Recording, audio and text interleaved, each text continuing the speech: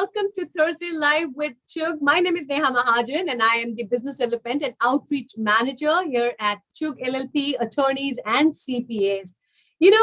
As the weather is getting colder, cooler, chillier, the world of immigration, on the surface, it might seem that there's not much happening. It's all cold and chill, but it's not. And under the background, it's simmering. And there's a lot that is going on. I'm referring to BBB, or the Build Back Better Act, right? Now, the House passed the immigration reforms in BBB. I think it was last week.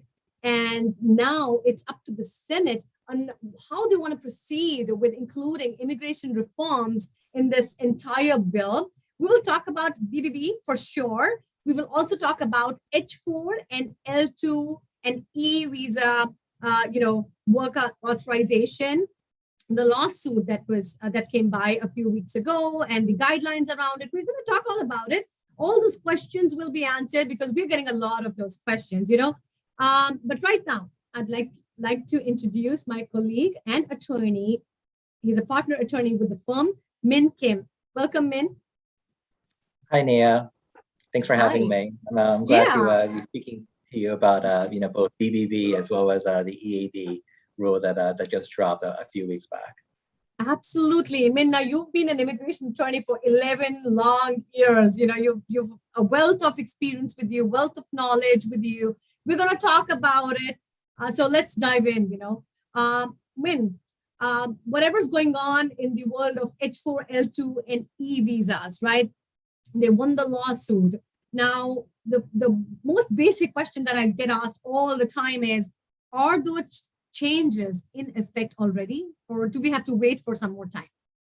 Right. Well, I suppose both yes and no. maybe that doesn't necessarily help with the answer that you're seeking, but it's actually the honest truth here. I suppose strategically how Homeland Security, decided to operate is that a portion of that new rule specific to the EAD auto extension, the 180-day auto extension, that is in effect. And we have been noticing even, receipt notices, EAD receipt notices for qualifying H-4 spouses, where the receipt notices are a little different. The text that's found within the body of the receipt notice actually refers to the possibility, and that's pretty critical here, the possibility that the qualifying H-4 spouse might be eligible for an automatic extension of one's EAD based upon this new policy guidance here. But the second portion of that policy memo that was released by Homeland Security shortly after that lawsuit that you referenced settled. The second part is that Homeland Security is now of the mindset and interpretation of the immigration rules that L-2 spouses and E-spouses have work authorization without the need for an EAD. That portion of the rule is not in effect. I suppose they've pretty much put it on themselves that they're going to use the next 120 days or so. And this was released, sometime in November. So, kind of forecast 4 months, and it brings us to like March of next year. So from now until then, they're going to do what they can to kind of tweak how they issue I-94 admission records, and what qualifying L-2 spouses and E-spouses will see is that the I-94 records are going to be a little different. And once those modified I-94 records are now publicly released, those individuals, those spouses will have the ability to work without the need for an EAD. So unfortunately, it's a mixed bag. It's a little bit of yes, a little bit of no there. But when it comes to the 180-day auto extension rule for H-4 spouses, that is in effect as of today. Right. There are some conflicting reports in online forums. People are just so confused right now about, and clearly so. One part of the guidelines says that certain spouses are allowed to work right away, and the renewals are in effect right away. the other part says not yet. You have to wait 4 long months for this to get into effect. Now let's set the record straight here, right? So does an H-4 spouse need an EAD to work? Yes. I mean, it's good that you bring that up because actually, earlier this week, for a consultation, I received an email, pretty much asking me the same thing, and it's a question that's been on the mind of prospective and current clients of of the firm here, but yes, an H-4 spouse needs an EAD to work. That hasn't changed. The one thing that has changed is whether the spouse can continue to work upon the filing of their EAD renewal application. So, I suppose this is where, we do have to be, kind of somewhat granular and precise in our analysis here. H-4 spouses, Homeland Security is not making an exception. Homeland Security is of the mindset that if you're an H-4 spouse, you do need an EAD to work. They understand that a lot of their EAD renewal applications have been taking an extremely long time to adjudicate and fully process. And as everyone in the audience knows, premium processing is not yet available for EADs. So a lot of times these H-4 spouses are waiting months, sometimes over a year for their EAD renewals to kind of I've heard come of a through case finally. where a person waited 2 years for their EAD to come. And you have to remember, that the work authorization itself is about 3 years at length. It's only valid for about 3 years. So if USCIS is taking 2 long years to process an EAD, well, I don't know. I don't know what they really are trying to do here, right? Right. So, I suppose, in a sense, it's a step in the right direction. A lot of times when it comes to reform, the participating party, in this case, USCIS, they recognize their mistake, they recognize the delays involved. So they're trying to actively do something about it. I'm sure we'll get into the issue of whether they're doing enough. I suppose, in my opinion, it might not be necessarily enough, this 180-day automatic extension rule, but kind of putting aside that fact, if the question simply is, does an H-4 spouse need an EAD to work? That hasn't changed. If you are the spouse of an H-1B visa holder and the principal applicant, who's an H-1B status, they're the beneficiary of an underlying green card and I-140 petition approval, and therefore you need and you qualify for work authorization, you first need to receive your EAD card in order to work. Only when you renew the EAD card does this new policy rule, the 180-day automatic extension rule, we can kind of go into that, but you first do need the EAD card. Yeah. And the second question is, does an L-2 spouse need an EAD to work? That, as of now, the answer to that is yes. And obviously immigration is fairly dynamic. Things kind of change and turn on a moment's notice. But as of present day, December 9th, 2021, the answer to that is yes. An L-2 spouse needs an EAD to work. Let's say someone in E status, they also need an EAD to work. So nothing has changed as of today. But kind of like what I referenced earlier, there is movement in order to change that policy. So Homeland Security is now working on a way where their agencies, Customs and Border Protection and USCIS, they're instructed to, by March of next year, start issuing modified I-94 emission records. And once those I-94 records are now officially released to the public, those I-94 records will specifically annotate that the person receiving this I-94 is quote unquote an L-2 spouse and not just an L-2 status. And once you have an I-94 record that says quote unquote you're an L-2 spouse, that alone is your work authorization document. That serves as a list C document for I-9 verification purposes. Therefore, you just need to prove your identity to whatever employer that you're looking to start working with, and then you'll be deemed eligible to work. pursuant to the immigration rules. But that hasn't, been launched as of yet. Yeah. Hopefully it's sooner than later. Hopefully we don't have to wait until March of next year in order to have these new I-94s available. But once they do, then someone, with that new modified I-94 will be able to work pursuant to that document. All right. Thanks for clarifying on that because, I feel it's mere drum beating at the moment. Really, it's not helping many people at the moment as it's being projected to, you know. So, so essentially, L2 visa holders will benefit from it, but maybe by March of 2022, for H-4 visa holders, we don't know what it is, that they have been drum beating about. Who does it Right. essentially help then in the H-4 category? Right.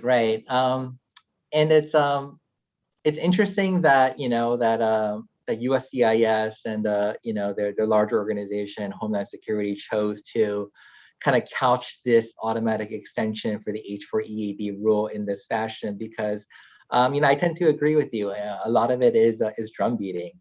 A lot of it is trying to grab the headlines.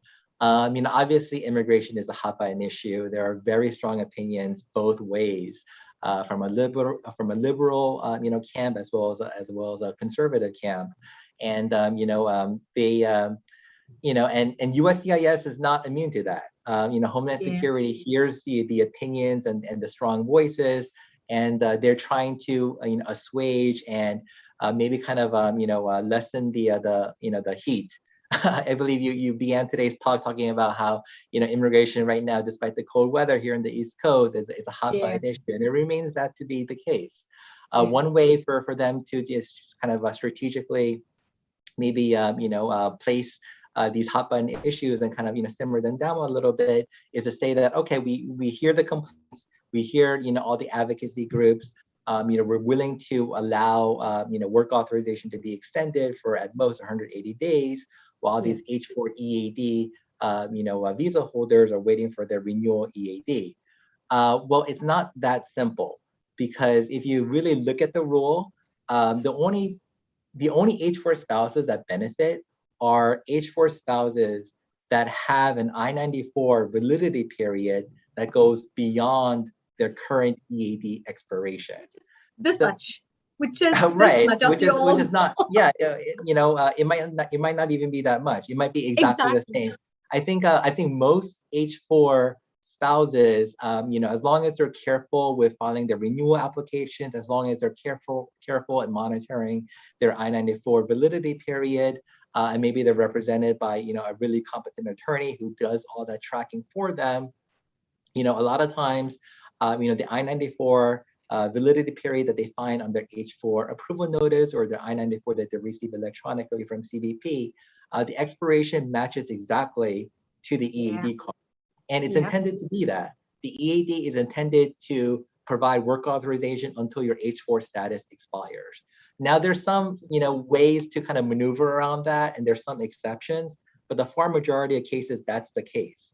Well, this H-4 EAD automatic extension rule says that, okay, we'll grant you the 180 days, but you need to have H-4 I-94 validity up to those 180 days. So your EAD needs to expire way in advance in order for you to take advantage of the 6-month automatic extension rule. So knowing that not a lot of H-4 spouses fall within that bucket, you really have to question, what was the motive for Homeland Security to issue this rule? I think a reasonable argument can definitely be made that it was an attempt to grab the headline saying that, okay, we're pro-immigrant, we have a change in administration, a change in leadership. Now we're going to do, what we can and, make good within the past. For all the mistakes that were made in the previous administration, we're going to try to, do those H-4 spouses good in this attempt. But it begs the question, how effective was it really? Not at all, if you were to ask me, not at all. And you rightly said it. It was just to grab some headlines. The change really doesn't benefit anybody. But, there is a change that I am looking forward to. And, we all have fingers crossed. Immigration reforms haven't been passed in past 35 years in the United States of America. United States of America still uses 35-year-old immigration rules and laws that were brought back in 1991, I guess that was the last time that any rule was passed around it. The BBB, Build Back Better, right? That includes immigration reform. It already passed the House, and now it's up to the Senate. There's a lot going on, but there's also a lot of misunderstanding on what's included, who's going to benefit from it. So, Min, I really want you to clarify that for our audience today. And before you do that, I just want to quickly mention we are live.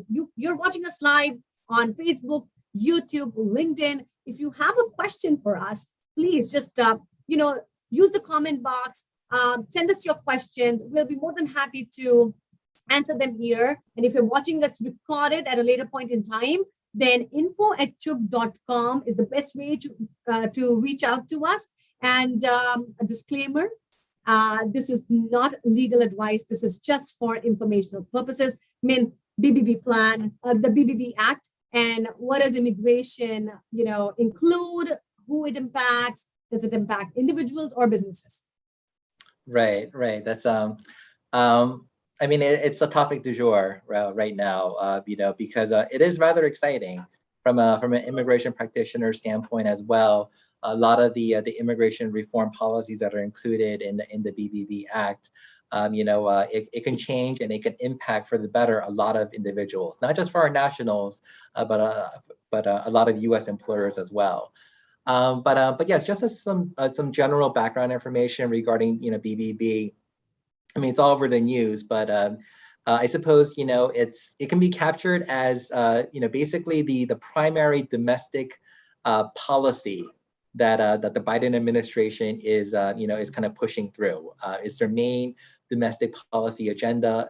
It essentially is the administration's $2 trillion spending bill that are looking to implement the law, and it's something that President Biden has been on the forefront of even before he was inaugurated into office. So it's been in a kind of it's been there kind of working and being modified and being changed, and finally it's here now being voted on after so many number of months. So BBB it's bigger than immigration. There's a lot of things there. Some of the things that are found in the bill deal with climate change, healthcare, specifically to the Affordable Care Act. There's a provision for public schools and financial aid for college admissions as well. But when it comes to the immigration aspect, I suppose it can be boiled down into 5 different main hitters. Main things that the Biden administration is looking to reform. So the first one, and this is probably the most far-reaching when it comes to its impact and its effect. The BBB, the immigration reform, it's intended to create a temporary parole program for foreign nationals who have been residing in the U.S. since before January 1st, 2011. So that is a sizable group. I believe the last posted statistics is that potentially as many as 6 to 7 million individuals, non-citizens here in the United States kind of fall within that grouping, and they can potentially benefit from that provision of the immigration reform. A second aspect of the immigration reform is that it seeks to recapture unused immigrant visa numbers from both the family and employment-based immigrant visa categories, starting from fiscal year 1992 all the way through fiscal year 2021. So, those 28 or so years where a lot of green cards, immigrant visas were not used for whatever various number of reasons by the federal agencies, either at the State Department or Homeland Security, those are going to be then recaptured, so that there's going to be a lot more readily available green card numbers for individuals who are kind of stuck in the green card process. Thirdly, another major benefit to the immigration reform aspect of BBB is that it's intended to expedite the green card procedure, specifically the application for adjustment of status. So an individual who is here applying for his or her green card domestically while residing in the United States, they typically do that by filing Form I-485, application for adjustment of status. Well, for a lot of people who might be originating from certain backlog countries such as India or China, it's not as simple as that. There might be a pronounced artificially built-in waiting period before they're considered something called current and therefore able to file for their AOS, their application for adjustment of status. Well, the immigration reform for BBB is intended to modify that, and where the federal government is going to allow these individuals to pay a supplemental fee. It can be around $1,500, where they're able to apply for their application for adjustment of status even before their priority date is current. So basically, for an additional monetary fee, they can do that. And depending upon if it's family-based immigration or employment-based immigration, the per country quotas that a lot of individuals are familiar with who derive from China, India, and other backlog countries, those per country quotas can be eliminated altogether, and the green card application then be processed for such impacted individuals if they're willing to pay another additional monetary amount. It can be starting from $2,500 to all the way to $5,000. So that's another huge component of the BBB. Yeah, while the idea sounds really noble, and I'm glad that the Congress is even thinking about it. They're even thinking about the fact that there is an immigration backlog. There is a lot of change that's required to modernize America's immigration system. But really, for some people, it might rub the wrong way. Essentially, when you are paying into buying literally a green card, by paying additional fees, so as to say. How would you respond to something like that? That's a good question, Neha. Those are hard-hitting questions. But yes, I can understand the point. A lot of people, maybe from more conservative circles, they make the argument that immigration to the United States is a privilege, it's not a right. So therefore, providing an avenue where someone could quote unquote buy their green card, paying these extra fees in order to kind of jump the line, in order for, even where, their priority date is not considered current by the Department of State, if you file one's green card in the EB2 category and you're waiting 9 and 11 years, and that's what, previous generations did, why are we making an exception moving forward for, same situated Indian nationals where they no longer have to wait 9, 10, 11 years in order to file their AOS? So, that's an argument that a lot of people want to make, saying that it necessarily is, paying for adjustment of status, paying for U.S. permanent residency. But I suppose my retort to that is, it's no different than how, current immigration policy is kind of structured and set up.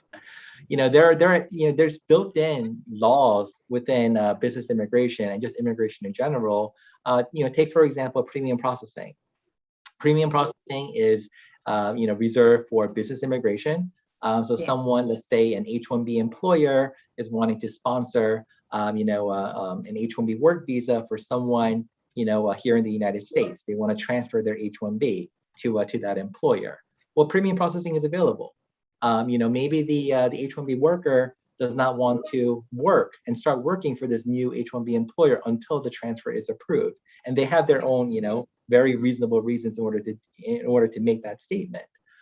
In order to expedite that process, for an additional fee of $2,500, USCIS is agreeing that they will adjudicate it in about 2 weeks' time, instead of the 6, 7, 8 months that the agency typically takes in order to process these H-1B transfer petitions. So it's a concept that is already built in to the immigration universe anyway, about, for an additional fee, someone willing to get their benefit earlier than later. I personally think that, these provisions, even though they might be worded in that particular fashion, it's still the same universal concept. If you have the funds, if you're eager to receive that immigration benefit on the earlier side as opposed to the later side and waiting for the government to get back to you, then that option is available to you if you choose to take it or not. I'm sure those stuck in backlog for more than a decade would be happy to pay the fee if they can. But the larger question remains, will USCIS be ready to take the influx? I mean, there shouldn't be another backlog to handle this backlog. You know what I mean? Like, we don't even know whether USCIS has the capability with the hiring freeze, and they literally throw their arms up in the air saying, "Oh, we can't do it." So we don't want to be setting up another backlog with adjustment of status after having paid the premium fees to it. If this passes, that is. So that's a long run. That's a long shot. Right. No, that's an excellent point. And I suppose that kind of circles me back to. Obviously, there's a lot in there in the BBB that we already covered already. Some of the other aspects of the immigration reform is that it does intend to fund and appropriate around $3 billion to USCIS to increase their staff, to increase their resources so that they can continue to adjudicate these applications. So you got to give them credit for that. They know that once they set up these rules where people are allowed to maybe jump in line and submit their AOS applications for consideration, not wait for their visa, not wait for the visa cutoff date as established by the per country quotas to become current, they're going to be inundated with these AOS filings. They need more manpower. They need more resources. So, there is a system there that's in place. I don't know if 3 billion is going to be enough, to be honest with you. But at least it's a starting point where they are cognizant of the fact that they are trying to do what they can infrastructure-wise to kind of build up their agency so that they can start receiving these applications and start getting to them at an earlier point. And then, in addition to the additional funding by the government, the BBB also, has a provision where they're going to add a supplemental fee for certain forms. So, let's say a family-based case, a U.S. citizen is sponsoring the immigration for one of their, foreign national family members. In addition to the typical fee for the I-130, there's going to be a supplemental fee of $100 added, per I-130 form. The same goes for I-140, where a supplemental fee for of an additional $800 is also added, and it's just going to continue down the line. So all of this is just a way for USCIS to, obviously be more funded. But having USCIS be more funded ultimately is a good thing, because then it means that they actually have the resources to start getting to these applications. And I really wish the BBB plan passes the Senate. The reform that we all need, comes by. There are tens and thousands of people stuck in India right now, unable to continue doing their jobs, because of consular processings. There are, documented dreamers, as they are called, aging out at the age of 21 after having lived in the United States of America as babies. They're deported. You don't hear these stories often in media because, the other side of immigration kind of overshadows, and rightfully so, but these issues also matter. And I really hope, immigration reforms pass the Senate in the BBB. Min, we had so much to talk. I had so many questions that I wanted to ask you, but we are in the last minute of our discussion today. I want to thank you for your expertise as always. Your knowledge is immense, and thank you for clarifying all the confusion that there is around H-4, L-2, and E-visas, and, discussing in detail about the BBB plan and the immigration reforms. And I want to thank you for joining us today. If you have any questions, info@chugh.com. My name is Neha Mahajan. I will see you again next week with another topic with an attorney or a CPA. And if you have any questions for me, info@chugh.com, or subscribe to, wherever you're watching us, just subscribe to us there, and stay safe. See you next week then.